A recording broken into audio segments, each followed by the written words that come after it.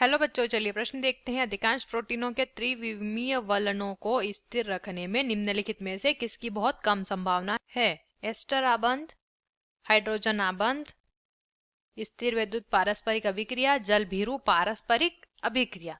तो आइए जान लेते हैं सबसे पहले हमारे प्रश्न की मुख्य अवधारणा। हमारे प्रश्न की मुख्य अवधारणा यहाँ पे संबंधित है किससे? प्रोटीन से। प्रोटीन देखिए, प्रोटीन जो होते हैं अमीनो अम्ल से मिलकर बने होते हैं।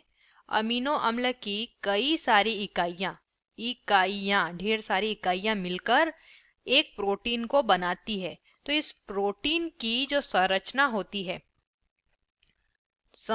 जो होती है वो कैसी होती है, या इसके जो वलन होते हैं, यह वलन कैसे होते हैं? त्रिविमीय, जिसे हम 3D के नाम से भी जानते हैं, जिसको हम तीन ओर से देख सकते हैं, 3D स्ट्रक्चर जिसे हम कहते हैं।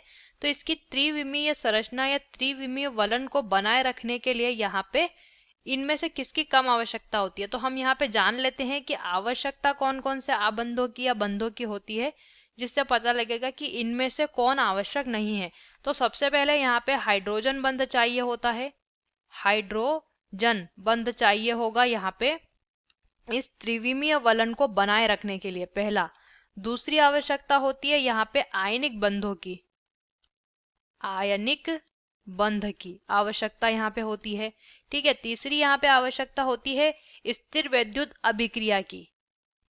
इसकी आवश्यकता होती है स्थिर वैद्युत अभिक्रिया, जिससे कि इस प्रोटीन के त्रिविमीय जो है वलन नष्ट ना हो या अपने स्थान से गति ना करें। और चौथा चाहिए यहाँ पे जल भीरू पारस्परिक अभिक्रिया, यानी कि जल विरागी, जल में घुलनशील नहीं होना, उसे क्या कहते हैं? जल विरागी पारस्परिक अभिक्रिया होनी चाहिए, जिससे कि जल में मिलाने पर भी इसकी जो संरचना है वो नष्ट ना हो।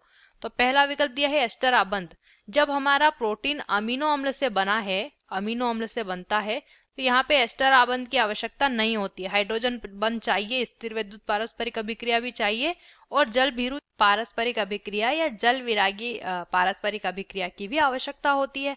तो जो यहाँ पे बहुत कम चाहिए, बहुत कम जिसकी संभावना है, वो है विकल्प ए, एस्टर आबंध। आशा करते हैं आपको इस प्रश्न का उत्तर समझ आया होगा। धन्यवाद।